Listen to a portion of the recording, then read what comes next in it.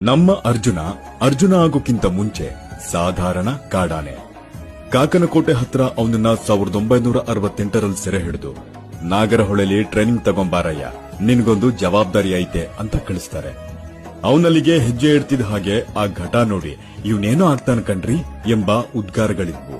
ಅವನ training complete ಆಯ್ತು, operations ಗಳಿಗೆ ಕರ್ಕೊಂಡು ಹೋಗ್ತಿದ್ರು, ಎಲ್ಲರ ಪ್ರೀತಿ ಪಡ್ಕೊಂಡ. ಕೊನೆಗೆ ಮೈಸೂರಿನಲ್ಲಿ ಪೋಸ್ಟಿಂಗ್ ಕೊಟ್ಟು ಅರ್ಜುನ ಅನ್ನೋ ಹೆಸರಿಟ್ರು. ಮುಂದೆ ಅವನು ದ್ರೋಣನ ಜಾಗ ತುಂಬುತ್ತಾನೆ ಅನ್ನೋ ವಿಶ್ವಾಸ ಗಳಿಸಿದ್ದ. ಎಲ್ಲಾ ಅರ್ಹತೆಗಳನ್ನು ಪಡ್ಕೊಂಡು 1990ರಲ್ಲಿ ಫಸ್ಟ್ ಎಕ್ಸ್ಪೀರಿಯನ್ಸ್ ಇನ್ ದಸರಾ ದ್ರೋಣನ ಜೊತೆ ನಿಶಾನೆ ಆನೆಯ ಕಾಣಿಸ್ಕೊಂಡ. 3 ವರ್ಷಗಳ ಎಕ್ಸ್ಪೀರಿಯನ್ಸ್.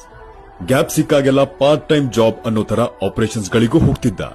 ಎಲ್ಲಾ ಫೀಲ್ಡ್ ನಲ್ಲೂ ಕ್ವಾಲಿಫೈ ಆಗಿ ಇನ್ನೇನು ಅಂಬಾರಿ ಹೊರೋ ಘನ ಜವಾಬ್ದಾರಿ ಕೊಟ್ರು ಅನ್ನೋ ಅಷ್ಟೊತ್ತಿಗೆ ಆಕಸ್ಮಿಕನೋ ಇಲ್ಲ ಬೇಕಂತಲೋ ಗೊತ್ತಿಲ್ಲ, ಕಾರಂಜಿ ಕೆರೆ ಹತ್ರ ಮಾವುತ ಒಬ್ಬ ಇವನು ಕಾಲ್ ತುಳಿತಕ್ಕೆ ಸಿಕ್ಕಿ ಸತ್ತ. ಅವಾಗ ಅಗಳ ನೀನ್ ಹಿಂಗ ಕಂದ ಅಂತ ಕ್ಯಾಪ್ಟನ್ ಅನ್ನೋ ಪಟ್ಟ ಬಿಟ್ಟು ಹಂತಕ ಅನ್ನೋ ಹಾಗಾದ. ದಸರೆಯಿಂದ ದೂರ ಇಟ್ರು. ಮತ್ತೊಂದು ರೌಂಡಿನ ಟ್ರೈನಿಂಗ್ ಸೆಷನ್ ಶುರುವಾಯಿತು. ಈ ಸಲ ದೊಡ್ಡ ಮಾಸ್ತಿ ಅನ್ನೋರ ಬಳಿ ಪಳಗಿ ಗಜಪಡೆಯ ಕ್ಯಾಪ್ಟನ್ ಆಗೋ ಥರ ಆದ. ಇನ್ನು ಸಾಕು ಮಗನೆ, ನನ್ನ ಹೊತ್ಕೊಂಡ್ ತಿರುಗಯ್ಯ ಅಂತ ಅಮ್ಮನ ಪರ್ಮಿಷನ್ ಸಿಕ್ತು. ಆಮೇಲೆ ಕೇಳ್ಬೇಕಾ ಅವನು ವೈಭೋಗ.